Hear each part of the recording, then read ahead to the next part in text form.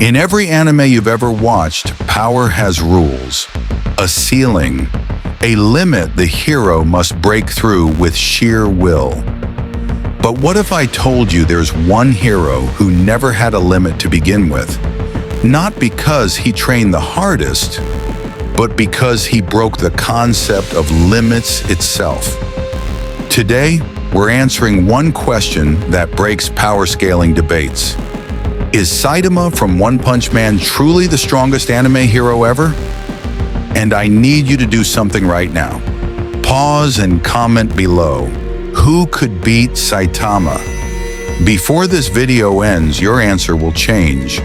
Because we're not just comparing feats, we're exposing why Saitama represents something dangerous to anime itself. Let's start with what we can measure. The feats. First, planetary threat neutralized. Boros, a being who conquered galaxies, unleashing an attack that would vaporize Earth's surface. Saitama's response? A serious punch. Not his ultimate move, just a serious one. The shock wave alone parted clouds across the entire planet. Second, physics is a suggestion. Stranded on the moon, Saitama doesn't need oxygen, doesn't freeze in space, and jumps back to Earth with enough force to crater the lunar surface. He treats vacuum, extreme temperatures, and orbital mechanics like mild inconveniences. Third, growth beyond measurement. His most terrifying ability? Infinite growth mid-fight. Against Cosmic Guru, Saitama didn't just overpower him, he grew exponentially stronger with each second, copying Guru's techniques instantly while moving so fast he traveled back in time through sheer speed. But here's where most analysis stops. And here's where we go deeper. If his power is truly infinite, why does he look so bored?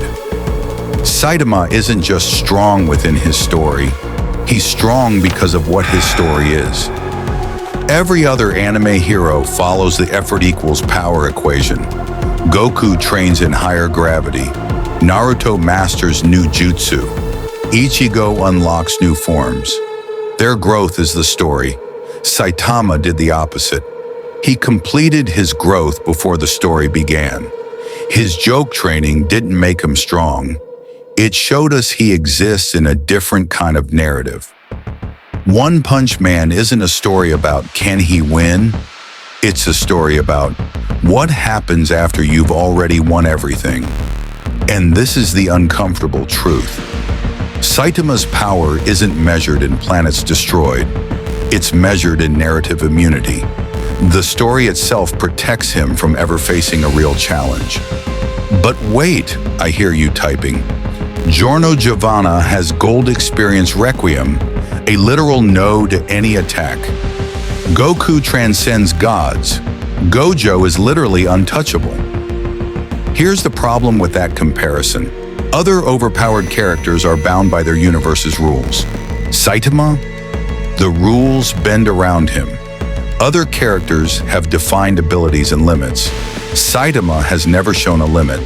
Others can lose or struggle narratively. For Saitama, the story cannot allow him to lose. And I can prove this with one scene you probably forgot. Episode 1.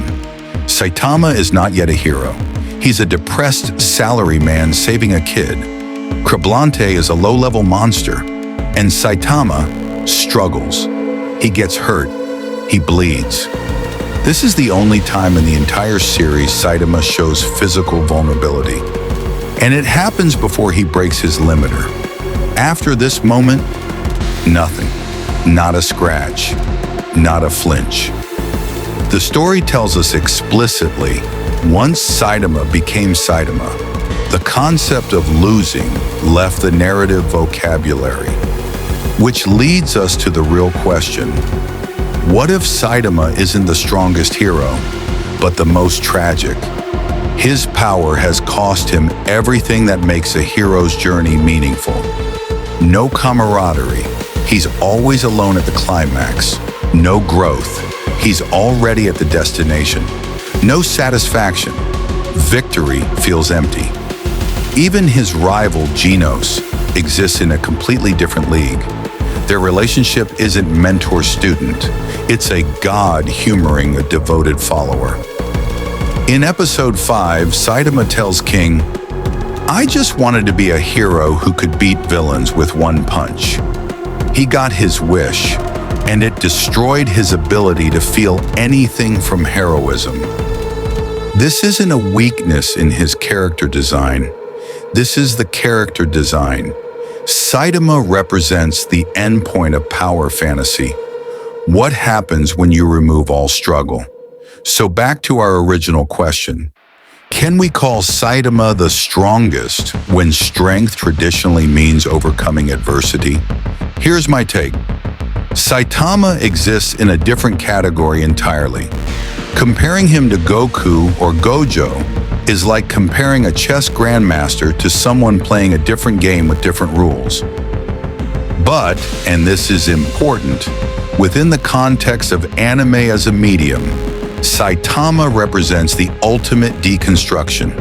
He's the answer to, what if the hero skipped to the end? And that makes him uniquely powerful in a meta sense. So is Saitama the strongest anime hero ever? Physically and narratively in his own universe? Yes, unequivocally.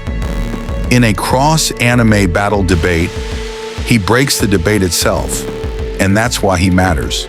Not because he wins fights, but because his existence asks us, what's the point of power without purpose?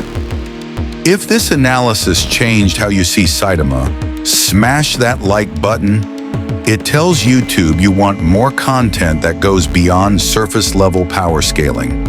And subscribe because next week, we're analyzing an even more controversial question.